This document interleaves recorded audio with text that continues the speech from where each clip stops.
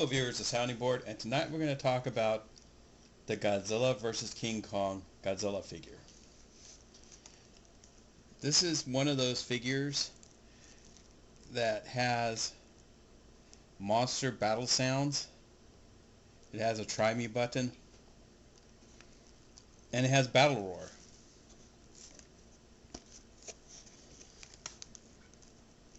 So you get Kong and you get Godzilla in this set. And they can you can have them sound off against each other. And these are made by Playmates toys. Actually, I thought they were Leonard. And they're sold through Walmart. I haven't seen them on any other toy shelves. I already cut them out because they're really hard to get out with the plastic zip ties. And you got to put Godzilla's tail on. This is what Godzilla looks like.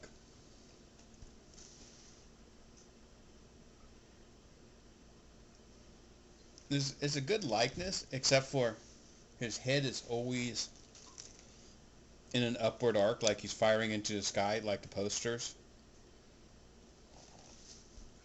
He has mobility in the arms, both legs, and the tail. Tail is very limited, but it does move.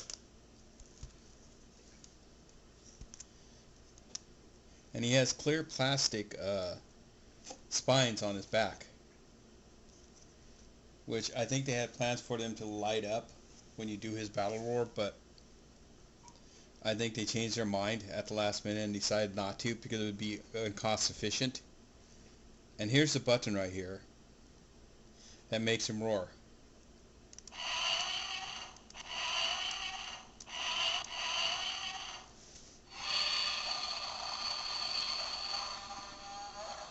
After so many times, when you're pushing it, he keeps making his standard roar, and then when you stop, he'll make his classic roar. His battery pack is actually right here. There's the screw that puts it in, and there's a little battery pack which runs on small classic watch batteries.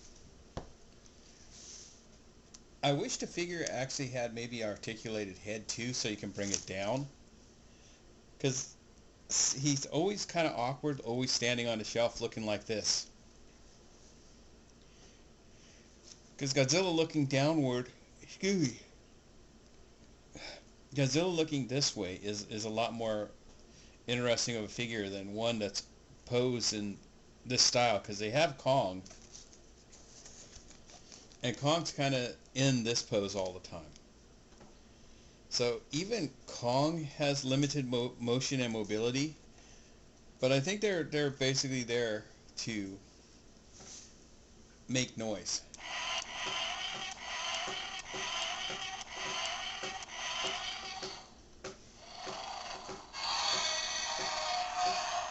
So then you can have monsters that actually can interact with sounds. You know, they've got the whole limitedness of the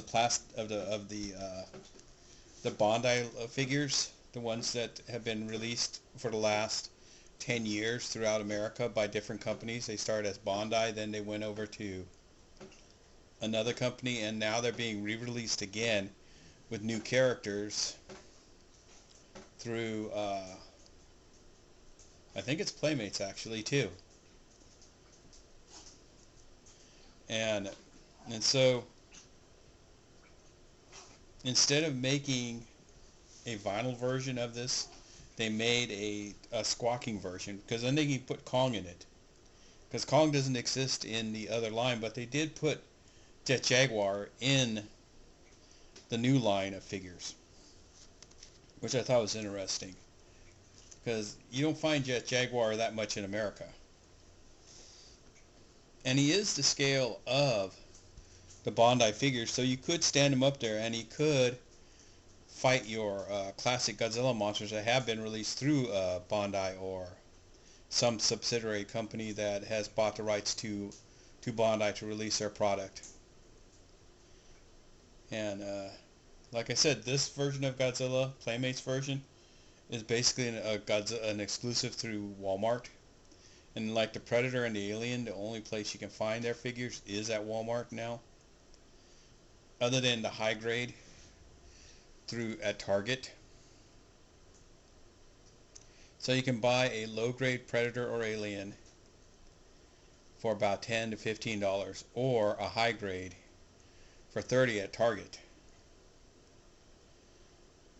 And like I said, Mezek did release Godzilla figures for a while, but like all Mezek figures, they're meant for trophying or being left in a box, not for play.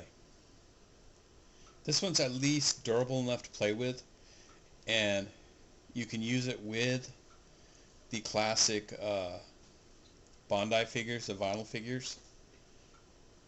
He might be a little smaller, but this Godzilla is actually in scale to the other Godzillas. Not the other Godzillas, but Kong. Because Kong's a smaller monster than Godzilla. And like I said, this might have been planned to light up when you did this, when you did this. And then it would, because that was his firing sound, and they would light this, so this would be in the movie when you're playing with this. He's charging, and then this back here would light up, and then he'd fire. But you know, the movie actually wasn't bad. The Kong versus Godzilla.